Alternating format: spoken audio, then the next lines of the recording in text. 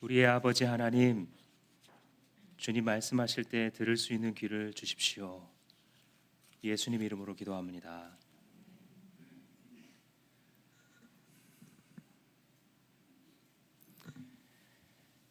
여러분은 돈을 섬기십니까? 하나님을 섬기십니까? 만약 예수님이 지금 나타나셔서 여러분 이름을 부르시면서 얘야, 너는 지금 돈을 섬기고 있니? 나를 섬기고 있니? 라고 물으시면 뭐라고 대답하실 것 같으십니까?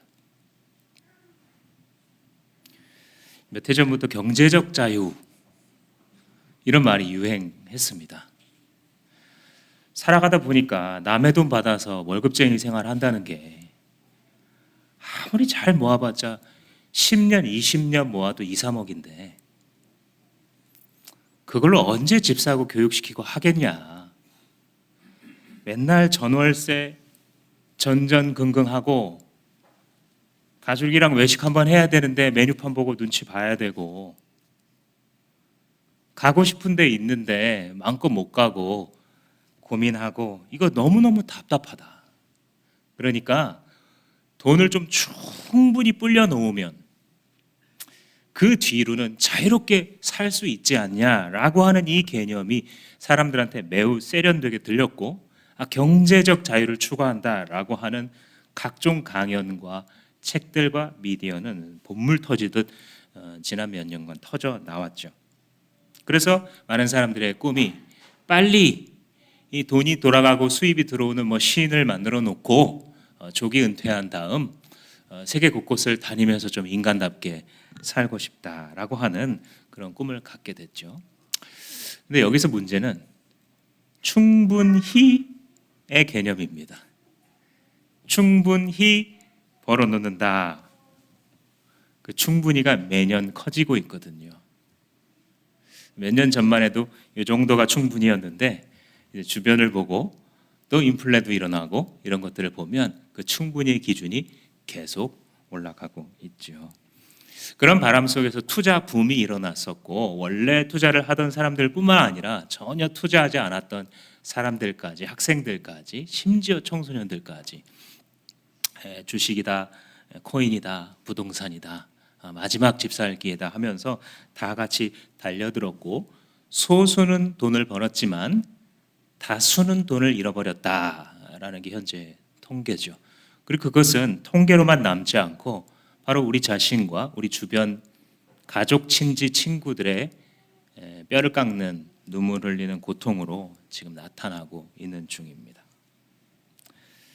경제적 자유다. 이게 하나님 떠나서 가능하겠습니까? 정말 경제적 자유라는 걸 이룰 수 있다면 그건 누구한테 배워야 되겠습니까? 오늘 우리가 읽은 이 말씀에서 예수님이 무엇라고 말씀하실까가 그래서 중요한 겁니다. 이 예수님께서 오늘 이 마태복음 6장에서 하고 계신 말씀을 한마디로 요약하고 살펴보자면 이겁니다. 얘들아, 돈을 쌓아놓지 말고 다스려.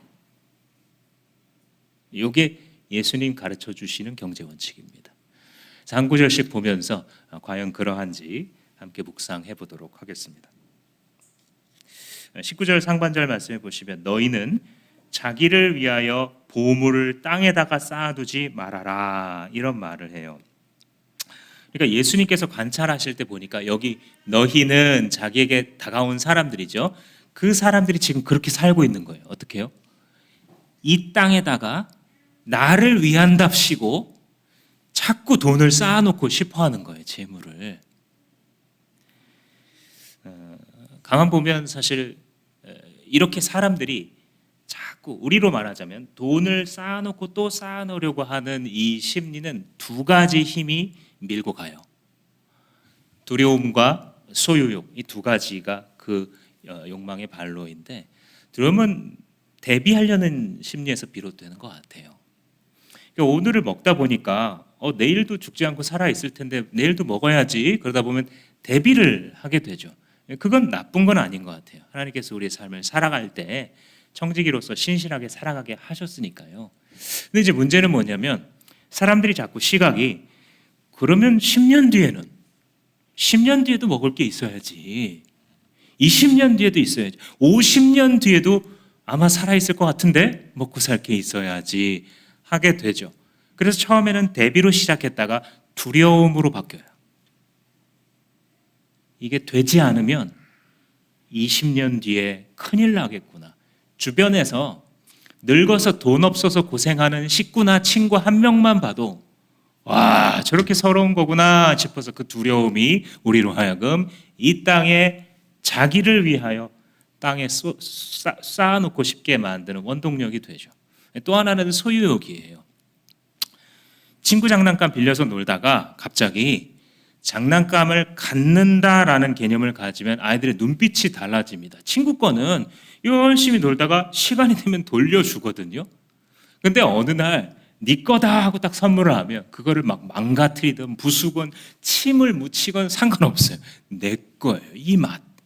내 거다라는 이 맛을 아이들이 알게 되면 정말 좋죠. 거기까지는 자연스러운 걸 수 있는데요. 근데 문제는 뭐냐면 어느 순간부터 하나가 있는데 또 하나가 갖고 싶은 겁니다. 그래서 또 하나를 얻고 싶어서 막 떼를 쓰게 되는 거죠. 이미 여러 개가 있는데 그 다음에는 새로 나온 저거 갖고 싶은 겁니다.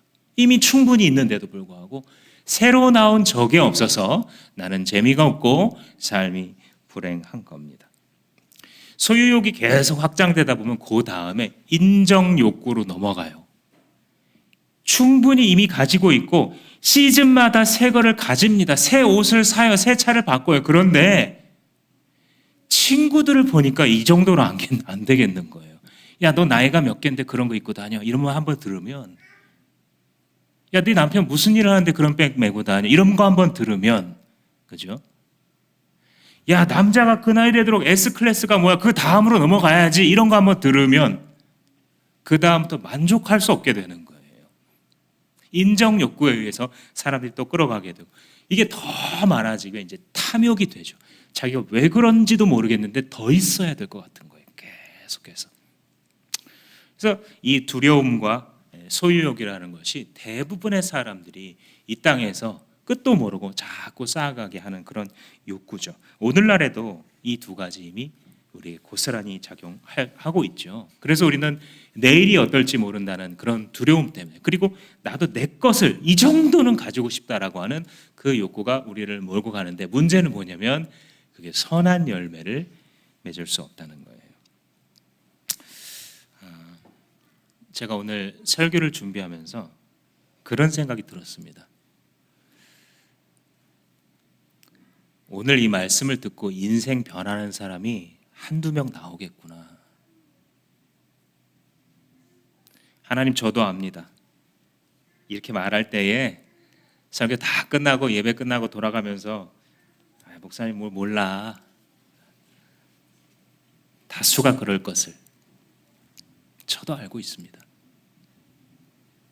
그런데 여러분 중에 한두 명은 지금까지 살아왔던 경제의 원칙을 버리고 경제와 공급의 근원 되시는 예수님의 원칙을 믿는 사람이 나올 겁니다. 처음에 이 산상수훈 말씀하실 때도요. 너희는 자기를 위하여 쌓아놓지 말아라 했을 때 이 너희가 누굴까요? 마태복음 5장을 보면 예수님께서 그 전에 기적을 행하시고 귀신들을 내어 쫓으시고 주님의 말씀에 감동된 사람들이 예수님을 따라다니거든요. 그리고 산에 올라가 앉으시니 이렇게 시작해요. 5장이 팔복을 시작할 때 산에 올라가 앉으시니 제자들이 나온지라. 이 제자라 함은 12제자를 포함한 예수의 말씀을 듣고 따르기로 작정한 사람들이에요. 평지라고 한다면 길 가다가 우연히 만나서 말씀을 듣는 거지만 등산에는 땀이 요구됩니다. 우연이 아니에요. 예수님께 배우고자 한 사람들입니다. 예수님은 어떻게 살아야 됩니까? 인생이란 것은 무엇이고 삶이란 것은 무엇인지를 예수께 배울 사람들, 그들이 바로 제자예요. 그래서 오늘 우리 19절에 너희는 이라고 말할 때 그 너희는 예수 제자로 살고 싶은 사람들이에요. 예수 제자로 살고 싶은 사람들에게는 오늘의 말씀이 들리는 놀라운 축복이 있으리라 믿고 축복합니다. 예수님께서 쌓아놓지 말아라 하고 우리의 현상을 보여주세요. 너네 지금 계속 쌓아놓고 있잖아. 모든 사람들이 그렇게 쌓아놓으려고, 혹은 쌓아놓지 못하면 쌓아놓고 싶은 인생 되고 싶어서, 아직 쌓을 것도 없어가지고 들어오는 족족 나가기 때문에, 쌓아놓을 겨를도 없기 때문에 나도 좀 쌓아놓고 싶으면, 그래서 두 종류인 거예요. 현상이 이미 쌓아놓고 있거나 쌓아놓고 싶은 인생 되고 싶거나. 근데 그 현상을 말씀하신 다음에 그러지 말라는 거예요. 주님께서 이유로 세 가지를 드세요. 첫 번째는 손상이 있다는 거예요. 내가 나를 위해서 쌓아놨는데 그냥 그게 그대로 있지 않는다는 겁니다. 19절 하반절 말씀에 땅에서는 좀이 먹고 녹이 슬어 망가지며 도둑들이 훔쳐간다. 은행업이 아직 발달하기 전의 시대죠. 시작됐습니다. 그러나 발달하지는 않았어요. 그래서 대부분의 사람들이 자기의 모아놓은 잉여 재산을 혹은 재물을 개인적으로 보관 및 저장 및 경비를 해야 되는 시대입니다. 예를 들면 집안 깊숙한 곳에 넣어놓고 좀 부자 같으면 금고 같은 게 있거나, 아니면 평범한 사람들은 땅 깊숙이 묻는 겁니다. 그래서 예수님의 비유 중에 가끔 밭을 샀는데 막 땅을 파봤는데 거기 보물 나오고 그러잖아요. 시대상인 거예요. 개인적으로 자기의 재물을 모아놔야 되는데, 문제는 뭐냐면 도둑이 든다는 거예요. 나는 이 보물을 쌓아놓으려고 아무한테도 안 뺏기고 잘 지키려고 땅을 깊이 파고 있는데, 하필 저 이웃 사촌이 지나가다 봤어요. 그거를. 도둑이 들어오는 겁니다. 10년 지나서 파봤는데 그 자리에 없고 누가 가져갔는지 알 길도 없는 거예요. 그때의 허망함 저도 느껴봤습니다.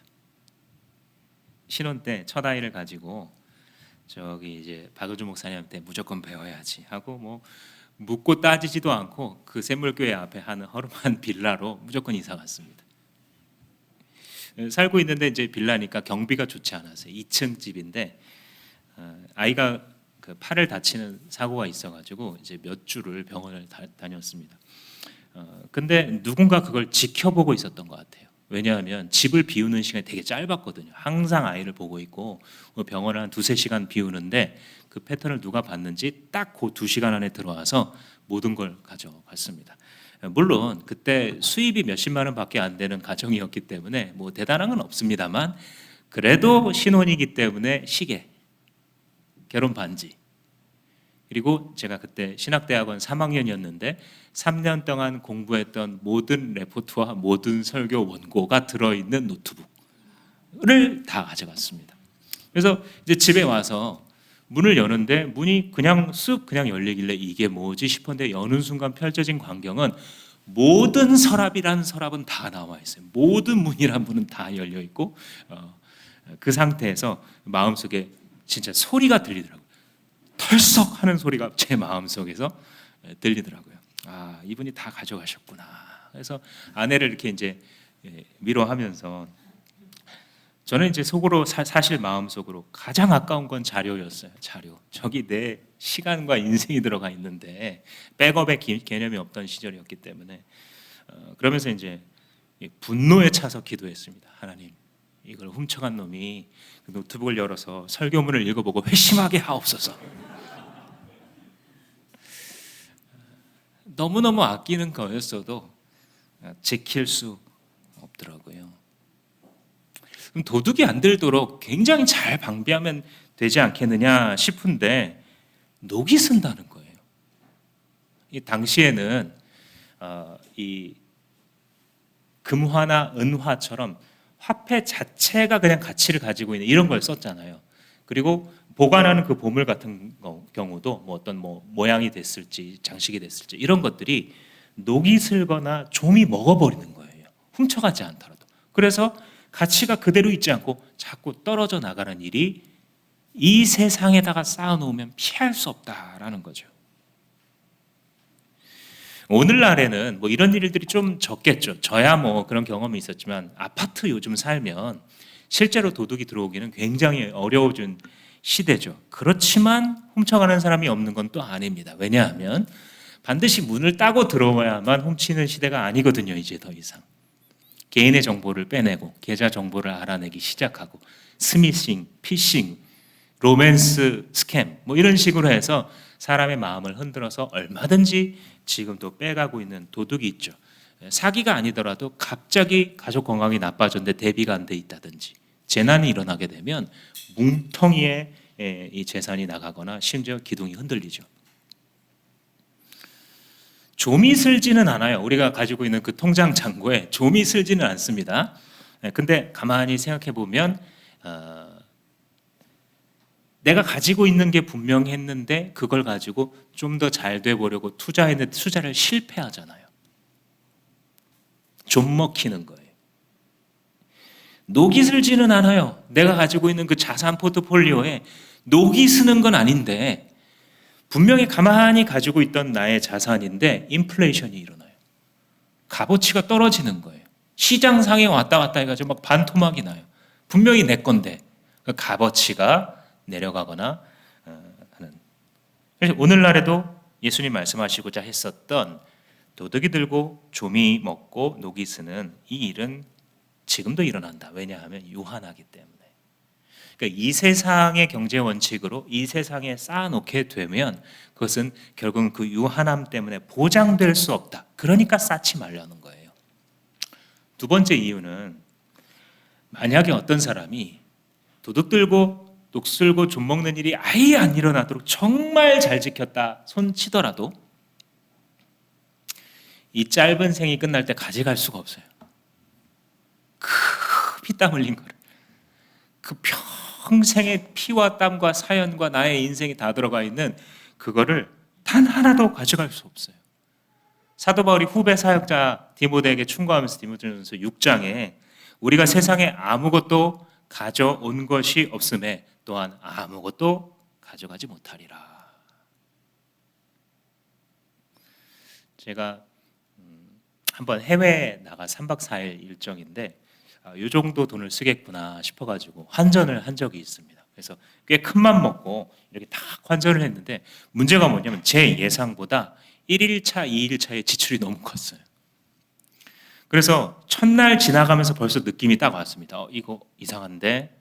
그래서 이제 둘째 날 하루 종일 무슨 생각을 했냐면 돈이 모자란데 어떡하나. 대비책을 만들어 왔습니다. 이걸 가지고 가면 현지 ATM에서 뭐 돈을 뭐 끌어올 수 있다 어떠고 그래가지고 가지고 갔습니다. 또 신용카드를 잘 받지 않는 나라였기 때문에 그게 유일한 희망이었는데 ATM에서 10번을 거절당하고 나니까 그 다음에 가슴이 역시 덜컥하면서 남은 시간을 어떻게 보내야 되나 하고 사 먹을 거 못 사 먹고 들어갈 때 안 들어가고 이랬던 기억이 납니다. 분명히 한국 통장에는 돈이 충분히 있었어요. 근데 이게 환전이 안 되어 있으니까 하나도 쓸모가 없는 거예요. 그러니까 우리가 예수의 제자인데 많은 것을 얻으려고 노력했고 실제로 얻었다 손치더라도 이게 천국 돈으로 환전이 안 되는 거예요. 그럼 아무 소용이 없는 거예요. 더군다나 요건 되게 짧고 저기는 되게 길잖아요. 그러니까 예수님이 계산 잘해보라고 지금 말씀하시는 거예요. 사실 네가 가지고 갈 수 있겠느냐 그거를. 세 번째, 땅의 보물을 쌓는 이 원칙으로 살아가는 것은 눈이 어두운 삶을 사는 것과 같다. 이런 말씀을 하세요. 22절, 23절을 보시면 눈은 몸의 등불이다. 그러므로 내 눈이 성하면 내 온몸이 밝을 것이요 내 눈이 성하지 못하면 내 온몸이 어두울 것이다. 그러므로 내 속에 있는 빛이 어두우면 그 어둠이 얼마나 심하겠느냐. 이게 되게 뜬금없이 등장합니다. 이 산상수훈 읽다 보면 이 22, 23절이 동떨어져 보이는데 문맥 속에 재물에 관한 가르침에 샌드위치 돼 있어요. 그러니까 이게 경제생활에 대한 거예요. 방금 예수님께서 가르쳐 주신 그 원칙 있잖아요. 그거를 모르게 된다면 네가 아무리 이걸 가지려고 해도 그것은 손상될 수밖에 없고 종국에는 하나도 가져갈 수 없다는 이런 원리를 배우지 못한 채로 살아가면 눈이 어두우면 여러분 어떤 현상이 일어나죠? 굉장히 불편해요. 노안이 오신 분들 책 읽기가 쉽습니까? 핸드폰에 카톡이 자꾸 오는데 읽는 것만으로 이렇게 괴로운 이런 시간이 자기한테 찾아오거든요. 노안만이 아니고요. 어쩔 땐 시력이 흐려지잖아요. 운전이 무서워져요. 밤에 안 보입니다. 어떤 병은 시야가 좁아들죠. 백내장, 녹내장. 녹내장 같은 거는 고칠 수 있는 방법이 아직도 없잖아요. 시야가 좁아지면 평상시에 매우 쉬웠던 것들이 안 돼요. 하지 않았던 실수를 하게 되고요. 쉽게 습득했던 정보랑 지혜를 더 이상 얻을 수 없게 됩니다. 삶이 갇히는 것이죠. 하늘의 경제의 원리를 알지 못하면 이렇게 살아가게 되는 거예요. 제가 어렸을 땐가 청소년 땐가 범퍼카라는 거를 놀이공원에서 처음 타봤거든요. 저는 나도 운전을 해볼 수 있다라는 것에 굉장히 가슴이 뛰었어요. 가서 내가 밟으면 밟은 대로 가고 운전대를 돌리면 돌리는 대로 돌아간다는 거. 그리고 딱 멀리서 보니까 꽤 속력도 나는 것 같아서 이 어린 마음에 가슴이 콩닥콩닥 제 차례를 기다렸습니다. 제 차례가 됐습니다. 내가 이걸 하고 제일 빨리 여기서 저기 끝까지 가야지 하고 우웅 하는데 웬걸 좀 가다 보니까 쿵 하고 옆에서 부딪힙니다. 덜썩 하면서 옆에를 보니까 친구가 웃고 있어요. 재밌다는 듯이. 난 하나도 재미없는데 자기는 재밌다고 팍 받아요. 그래서 에이씨 그러면서 피해서 또 가는데 옆에서 또 오른쪽에서 쿵 합니다. 보니까 아는 사람도 아니에요. 근데 웃으면서 지나가더라고요. 그냥 여기서 저기까지 가는데 몇 번을 치고 몇 번을 흔들리면서 갔는지 모르겠어요. 내가 계획은 있어요. 계획은 저기까지 가야겠다. 근데 그게 마음처럼 잘 안 되더라고요. 우리의 경제 생활이 그렇다는 거예요. 내가 예수의 제자인데 이전에 육신의 삶을 살던 경제 원리대로 친구들이 말하는 경제적 자유 그 프레임에 갇혀서 속이면 눈이 어두운 사람과 똑같다는 거예요. 막 치이는데 어디에 치이고 왜 부딪히고 왜 흔들거리는지도 잘 모르는 거예요. 근데 분명한 건 뭐냐면 돈은 힘이 굉장히 세서 이 사단이 발톱을 가지고 나를 이렇게 확 옥죄일 때 더 이상 아무 생각도 안 들어요. 힘이 세거든요, 돈은. 신앙 얘기를 목사님이 교회에서 하는데 목사님은 안 겪어봐서 이런 생각밖에 안 들어요. 자기도 알아요, 뭔가 잘못됐다는 거는. 벗어날 수가 없어요, 이게. 여기 한번 꽉 물리니까 사람들이 미워요. 당신이 그때 결정 그렇게만 안 했으면 우리가 지금 이렇게 안 됐을 거라. 여기에 갇혀서 나올 수가 없어요. 아니 하나님 조금만 요거 열어주시면 안 되나 싶은 생각이 이 사단의 발톱과 함께 확 들어와서 여기 상체에서 피가 흐르고 있어요. 기도도 나오지 않고요. 예배 시간에 가서 앉아있는데 1년 내내 자기가 뭐 했는지 모르겠어요. 예배 시간에. 이것은 눈이 성하면 온 몸이 어둡다라는 말씀 속에 들어있는 말씀이에요. 부족해서가 아니에요. 보지 못해서 그런 거예요. 쌓아놓지 못해서 그런 게 아니에요. 주님을 따르고 있지 않아서예요. 경제에 있어서. 여기서 되게 중요한 질문 중에 예를 들어서 얼마가 있어야 안정될 수 있을까? 이 질문은 굉장히 중요한 질문이에요. 우리 삶에. 얼마를 벌어야, 얼만큼 쌓아놔야 안정될까? 우리의 삶에 우리를 몰고 가는 힘이 있는 큰 질문들이 몇 개 있어요. Driving question이 우리의 삶을 확 운전해서 데리고 갈 만큼 큰 힘이 있는 질문이 몇 개가 있어요. 이게 그 중에 하나예요. 얼만큼 있으면 안정될까라는 질문. 이전에 같이 있는 동역자들이 우리 성도님들이 어떤 경제 사정을 얘기해 주시면 그러니까 신뢰하니까 같이 이런 거 오픈하는 거죠. 이게 말씀을 들으면 이제 집에 돌아오면서 속이 상해요. 이분은 참 신실한 분인데 왜 저렇게 오랫동안 경제적으로 어려움을 당할까 싶어서 제가 하나님 앞에 하소연을 합니다. 나중에는 그냥 앞뒤 다 자르고 거품 다 걷어내고 제가 뭐라고 기도하냐면 하나님 이분 돈 좀 주세요 이렇게 기도합니다. 진짜로 진짜 그냥 이렇게 기도해요. 앞뒤 없이. 하나님 이분한테 왜 돈을 안 주십니까 도대체? 이분이 하나님 더 채워주시면 얼마나 더 주님을 위해서 살겠습니까? 제가 막 따져요 하나님 앞에. 가끔 이제 그러면서 내가 목자가 맞긴 맞나 보다 싶어요. 막 이렇게 기도하는데 막 울부짖게 되더라고요. 가끔 어떤 생각이 드냐면요. 더 주면 그렇게 되겠냐? 이런 마음이 드는 거예요. 그래, 네가 말하는 것처럼 그 성도한테 내가 수입을 더 늘려주면 정말 네가 말한 대로 그 사람이 그렇게 살겠냐라고 물어보시는데 제가 대답 못 하겠더라고요. 본 게 있어서. 그동안 있었던 수입의 2배가 되도록 하는 축복을 받은 분이 어떻게 했었는지, 3배가 되게 하신 분이, 직장생활 하다가 사업했는데 대박을 친 분이 어떻게 했는지 본 게 있어서 더 이상 대답을 못 하겠더라고요. 하나님 당신이 오르십니다. 당신이 오르시네요. 저는 모르겠습니다. 그러나 당신은 실수하지 않으십니다. 이렇게 고백하게 되더라고요. 우리는 어쩌면요, 수입을 위한 기도보다 지출에 대한 기도를 더 많이 해야 됩니다.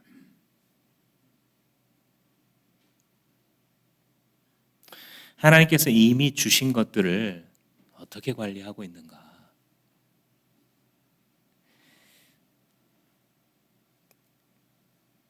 우리가 지출에 있어서 하나님께서 주신 것들 안에서 하나님이 완전하시다라고 믿기 시작하면 행복할 수 있어요. 단돈 100만 원을 벌어도 단돈 200만 원을 벌어도 하나님이 어떤 분이신지 알고 배웠고 그 하나님의 완전하신 선하심을 진짜 믿으면 그 안에서 살 수 있어요. 왜냐하면 청직이니까요. 왜냐하면 주님의 종이니 주님이 자기 종 지키시겠지. 주님이 자기 종 먹여 살리시겠지. 이 믿음이 어느 순간 들어와요. 일론 머스크가 지금이야 세계 최고의 부자다. 그럴 만하죠. 우리나라 1년 예산을 자기 개인 재산 갖고 있는 사람이니까 세계 최고의 부자고 가끔 어록을 남기잖아요. 엉뚱한 어록들. 그러면서 돈이 중요한 게 아니다. 이렇게 딱 멘션 날리고 이러면 사람들이 멋있다 그러면서 역시 돈 있는 사람은 곳간에서 인신 난다고 돈이 많으니까 저런 화성 탐사 계획도 세우고 이렇게 말을 하는데 아마 그 일론 머스크 책이나 아니면 그 사람에 대한 정보를 조금이라도 읽어보신 분은 그게 아니라는 거 다 아실 겁니다. 이 사람이 어느 날 이제 아무것도 없을 때 자기 한계를 실험해 보기로 자기 스스로한테 한번 작정을 하는 날이 있었어요. 그게 뭐냐면 내가 과연 얼마 있으면 살 수 있을까? 그 최소치가 뭘까를 자기가 이제 고민해 봤는데 그때 당시로 30불 있으면 한 달 살지 않을까? 이런 생각을 했대요. 그래서 대형마트에 가가지고 냉동 핫도그랑 오렌지를 잔뜩 사왔대요. 30불어치를. 그리고 그거를 한 달 살기를 한 거예요. 그래서 하루에 1불이면 살 수 있지 않나 이런 생각을 한 거예요. 그래서 이제 가끔 질릴 때는 집에 있는 캔을 뜯어가지고 토마토 소스에다가 면 버무려서 먹기도 하고 이렇게 하면서 아무튼 한 달을 버틴 거예요. 근데 한 달이 끝난 다음에 무슨 생각이 드냐면 별로 힘들지 않네 이런 생각이 들더래요. 그래서 그날 작정했대요. 나는 한 달에 30불 있으면 컴퓨터 한 대와 30불이 있으면 평생 이렇게 살 수 있는 사람이구나 라고 결론을 내리고 그 다음에 이런 결심을 했대요. 그러니까 앞으로 내 인생은 더 가치 있는 일에 몰두해야지 이때 이미 특출난 사람이 된 거예요. 나중에 테슬라를 세우고 스페이스 X를 건립하고 수십 번 재활용하는 로켓이 성공한 다음에 위대한 사람이 된 게 아니고 거기에 있었던 거예요. 제가 결코 이 사람의 사생활이나 그 사람이 위인이니 따르라 그 말을 하고 싶은 게 아니고요. 제가 하고 싶은 말은 예수 안 믿는 사람도 이렇게 해요. 세상 사람들 중에서도요. 돈의 본질이 뭘까? 욕심과 거품을 걷어낸 생활의 본질이 뭔가를 정말 진지하게 한번 생각해 본 사람은요. 세상 사람도 이렇게 만족하면서 살아요. 하물며 예수의 제자는 어떻게 했습니까? 예수님께서 지금 우리에게 무엇을 가르치시는 거예요? 주님의 그 원리를 아는 사람들은 세상 사람들이 이해 못한다 할지라도 주님의 경제 원칙을 따라 살고 싶은, 그리고 거기에 대한 믿음이 있지 않겠어요? 너희들의 눈이 어두우면 얼마나 어려운 삶을 살겠느냐, 예수님 말씀하시는 거예요. 너희는, 이게 제자라 그랬잖아요. 예수님의 원리를 받아들이고 그분을 따르기로 한 사람들, 예수의 제자라는 신분이 있는데 눈은 어둡게 있으니, 눈이 어두운 상태로 살아가는 그 삶이 얼마나 모순되고 힘든 삶이니, 예수님이 지금 말씀을 하시는 것입니다. 그래서 그 다음 대안으로 하늘에 쌓아라 이런 말 하는 거예요. 그러니까 우리가 이 산상수훈의 이 부분을 읽을 때 굉장히 쉽게 읽고 넘어가요. 그냥 땅에 있는 거 뭐 아무리 해봤자 쓸모 없으니까 헌금 많이 하고 주님의 일 위해 살고, 이 정도로만 생각하니까 나중에는 에이 현실적으로는 이렇게 안 되지, 이렇게 결론도 쉽게 나와버리는 거예요. 쉽게 나온 결론은요 별로 힘이 없어요. 진리가 아니기 때문에. 근데 이러하기 때문에 땅에 쌓아놓는다는 것의 결말이 이런 거기 때문에 예수께서 대안을 지금 여시는 겁니다. 20절 말씀 상반절에 그러므로 너희를 위하여 보물을 하늘에 쌓아라 이런 말을 합니다. 하늘에 쌓아라. 기억나세요? 마태복음에서 하늘이라는 단어의 의미? 하늘나라, 천국이라는 단어는 마태복음에만 쓰였다 그랬죠. 나머지 복음서에는 천국이라는 단어가 쓰이지 않았다 그랬죠. 그럼 대신 무슨 말이 쓰였습니까? 하나님 나라, 한자어로 하면 신국. 근데 더 정확하게 말하자면 나라긴 나라인데 민주정이 아니라 공화정이 아니라 왕정이에요. 킹덤이에요. Kingdom of God. 바실레이아 투 데우 할 때 그 바실레이아는 통치자가 있는 나라예요. 하나님의 왕국, 이 신국으로 해야 보편적인 용어인데 마태가 천국으로 바꾼 이유가 있다 그랬죠.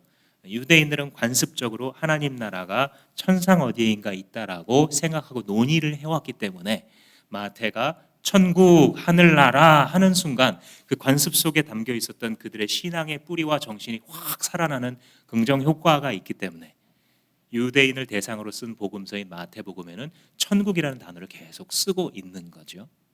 자, 이 사실을 알고 하늘에 쌓아라라는 말씀을 한번 생각해 보세요. 이게 무슨 뜻인지. 무슨 뜻이겠어요? 하나님의 나라가 세워지는 일을 위해 써라 이 뜻이죠. 그죠? 하나님의 나라는요, 하나님의 통치가 임한 곳이에요. 이 세상은 마귀의 통치, 돈의 통치가 있는 나라잖아요. 세상에서 솔직히 돈보다 더 센 게 어디 있습니까? 돈보다 맛있는 게 어디 있어요? 세상에서. 그런데 그 돈을 퇴위시킨 거예요. 예수님이 오셔가지고. 그거 아니고 더 높은 분이 있다, 더 센 분이 있다, 더 좋은 분이 있다. 하나님이시다. 그래서 원래 낙원을 잃어버렸던 이 아담의 후예들은 그 마귀가 흘려주는 시궁창물을 먹으며 기뻐하며 즐거운 인생이라고 살아가고 있었다가 예수와 함께 도래한 하나님의 나라, 그 회개의 선포를 듣고 돌이켜서 왕을 바꾸죠. 다 몰아내고 예수를 자기의 삶의 왕자에 세우고 나서 그 예수가 명하신 길을 따라 자기의 인생을 드립니다. 그래서 하나님의 나라가 이미 침투에 들어온 거예요. 지금 천국이 완성되지 않았거든요. 역사가 끝나지 않았는데도 불구하고 이미 하나님의 나라가 이미 침투해서 중간에 딱 들어와 버렸고요. 예수님을 따라가고자 하는 이 너희, 이 제자들은 그 하나님 나라 안으로 편입되어 들어가는 거예요. 지금 계속. 어떤 사람이? 믿는 사람들이.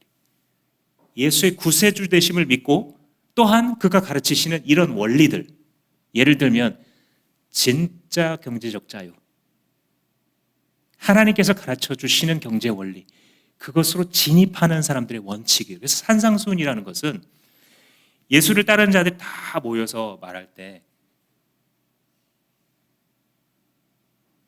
가난한 자가 복이 있다, 우는 자가 복이 있다, 온유해서 맨날 남한테 당할 것 같은 그런 사람이 땅을 차지할 것이다, 이런 말을 하니까 이해가 안 되는 거예요. 멋있어 보여요. 뭔가 깊은 진리가 있어 보이는데 사실은 이해 안 돼요. 하나님의 새로운 통치가 이 세상 가운데 침투하여 들어왔고 그 원리를 복종하고자 하는 예수제자라는 이 렌즈가 없으면요, 이 말들은 다 이상하게 들려요. 그런데 하나님의 나라 속으로 순종할 편입하여 들어가는 사람들이 주님과 관계 맺는 거라고 생각해 보시면 이게 이해가 됩니다. 그제서야 이 팔복과 뒤에 나오는 기도에 관한, 구제에 대한, 금식에 대한 이 가르침들이 그제서야 이제 이해되기 시작해요. 하나님 나라 공동체에 대한 얘기구나, 이게 지금. 그래서 이 산상수훈의 이 문맥을 쭉 알고 나면, 재물을 하나님의 통치가 임하도록 하면 잘 쓰는 거구나. 똑같이 외식을 하는 거예요, 지금. 그런데도 거룩하게 외식하는 거예요, 지금. 지금 똑같이 돈을 버는 거예요. 그런데도 거룩하게 돈을 버는 거예요, 지금. 왜냐하면 하나님의 나라라고 하는 방향성이 명확하여서 왜 돈 벌어야 되는지 알고 있어요. 자식들한테 같이 공부하자고 하는데 왜 공부해야 되는지 명확해요. 잘 못해도 괜찮아. 그러나 성실해야 돼. 하나님의 나라는 그런 거야. 자기에게 주신 달란트만큼 주님께 그 탁월성을 돌려드리는 거야. 왜 공부하는지, 왜 건강 지켜야 되는지, 왜 보험을 들어놔야 되는지, 왜 세금 내야 되고, 왜 이자 수입을 거둬야 되는지, 왜 다 써버리면 안 되고 남겨두어야 하는지, 왜 그 중에 일부는 죽게 드리고 왜 그 중에 일부는 어려운 이웃을 돌아보아야 되는지 알고 있어요. 하나님 나라에 편입됐거든요. 예수가 가르치시는 경제 원리에 설복되었거든요. 주님이 마스터십니다. 저 유튜브에 나오는 사람들 말고.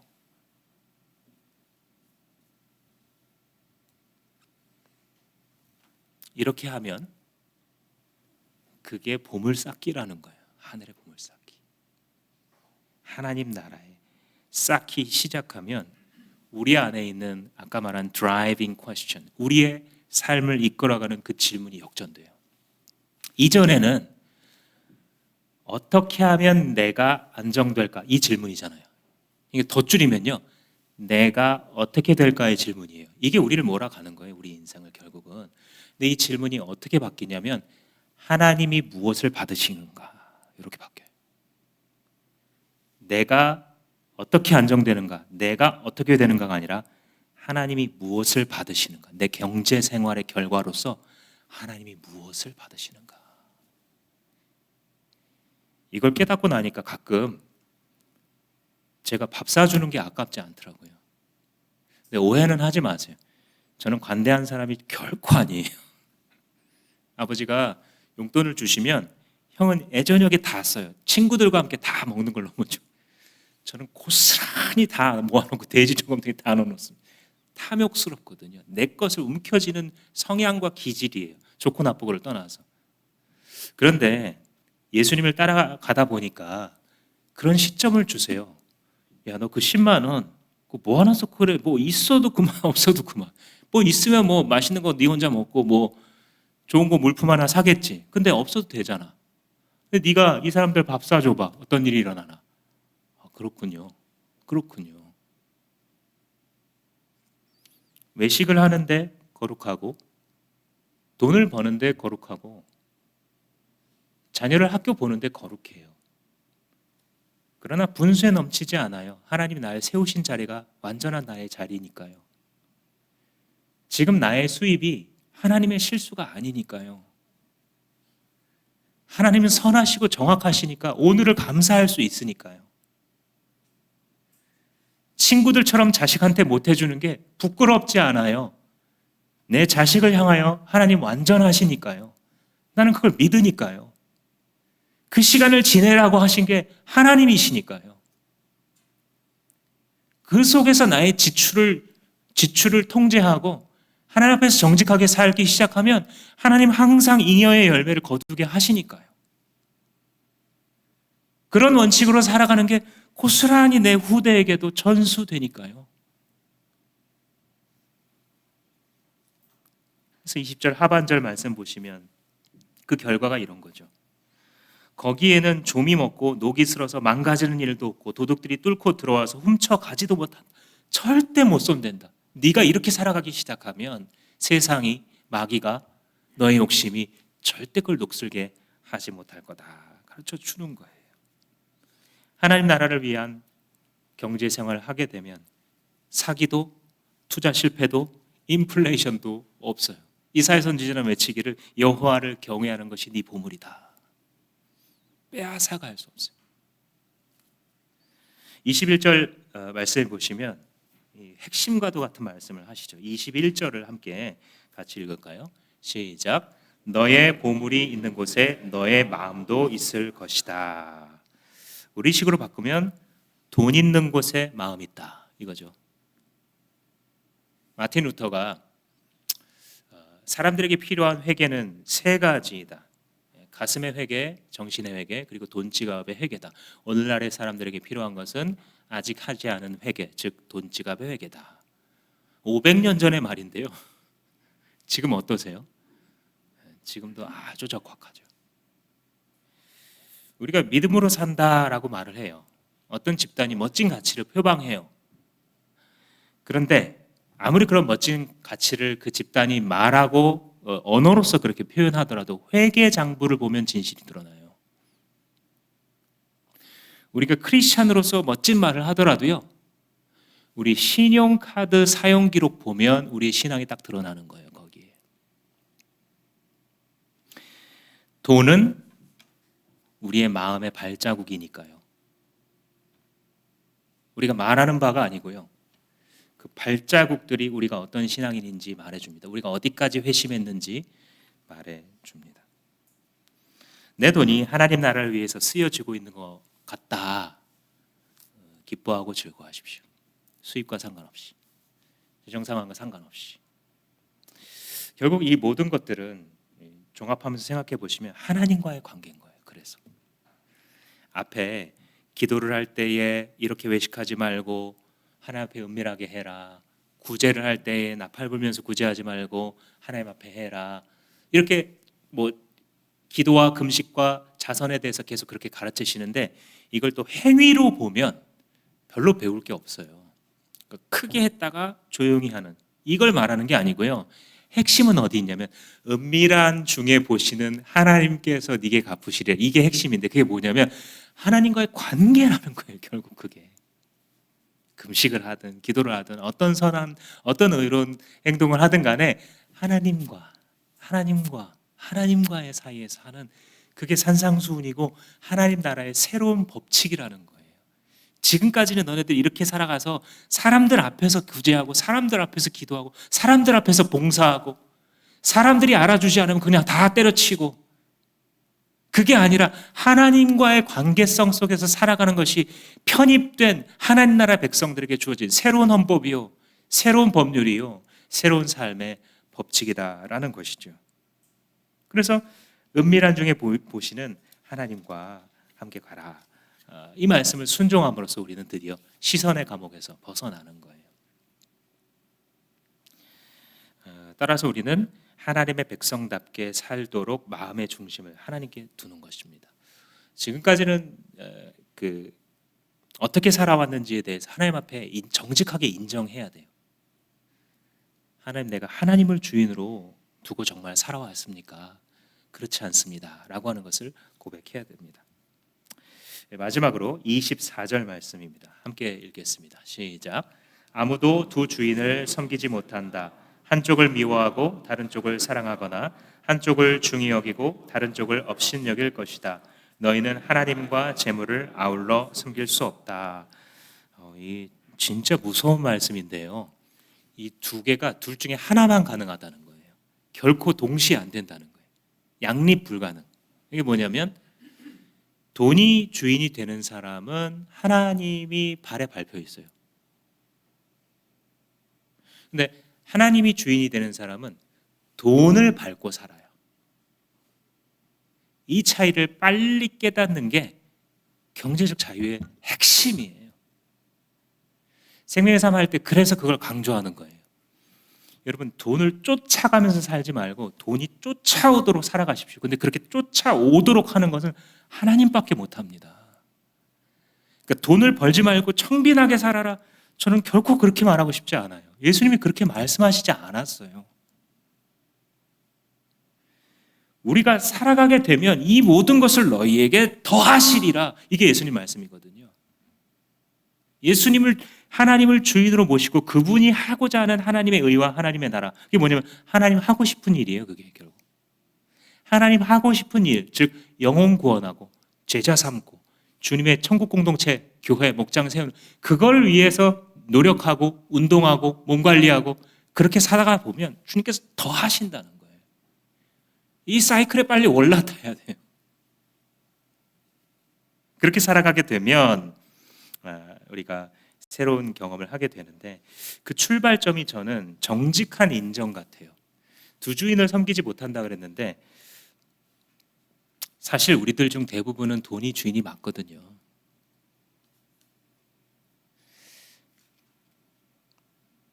저도 스스로를 잘 포장해서 그렇지 이렇게 생각해 보면 돈이 주인이 맞거든요. 돈이 주인이더라고요. 돈 때문에 서럽고 돈 때문에 상처가 되고 돈 때문에 식구가 밉고 돈 때문에 자식들한테 이거 못 해준다고 생각하면 한스럽고 이걸 부인하는 게 출발점이 아니고 인정하는 게 출발점이에요. 주님, 제가 아니다 했어도 결국은 하나님이 여기 계신 게 아니었군요. 하나님이 여기 계셨군요.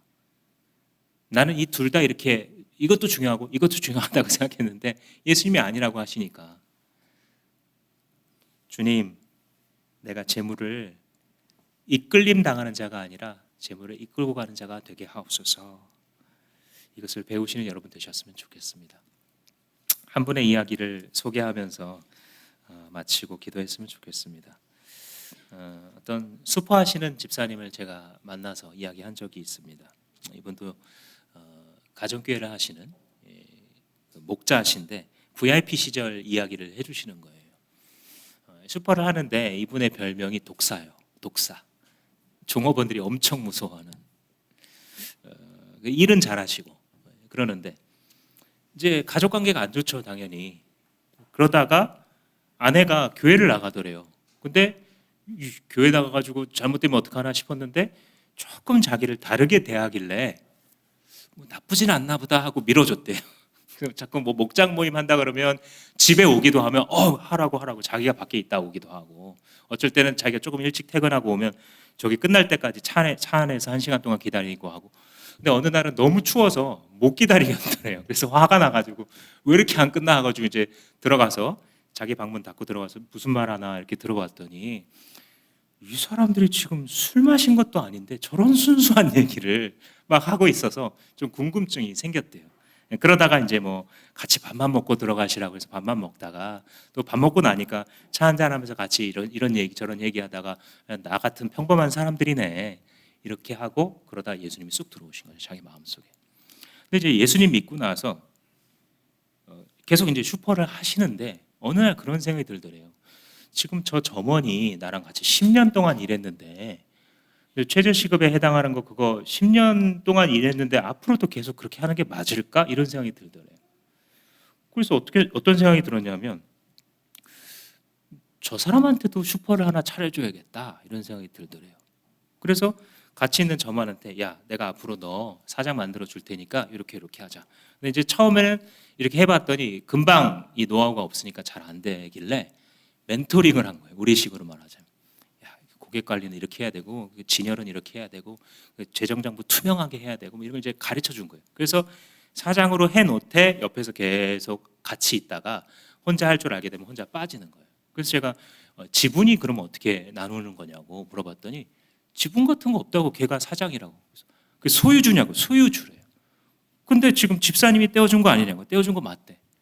그래서 저랑 이제 만났을 때만 해도 그렇게 수퍼를 6개, 7개를 독립시켜준 상태였어요, 이 집사님이. 그래서 집사님 이런 거 어디서 배웠냐고. 목사님한테 배웠대요. 목사님이 목장하라고 막 그래놓고 VIP가 한 명 와서 예수 믿고 그러다가 이제 사람들 늘어나고 그러면 이제 너무 많으니까 나눔이 길어져서 분가하길래 자기도 분가한 거래, 슈퍼마켓을. 그래서 자기는 앞으로 나이가 조금 있으셨는데 한 2개 정도 더 하면 은퇴하지 않을까 이렇게 생각하고 있다고. 그래서 이렇게 보니까 자기가 이거를 뭐 소위 말하는 분가를 해놓고 얻은 게 없어요. 근데 그렇게 기쁘게 사시고 목자시거든요. 자기한테 그 분가한 사람들이 그렇게 존경을 할 수밖에 없겠죠.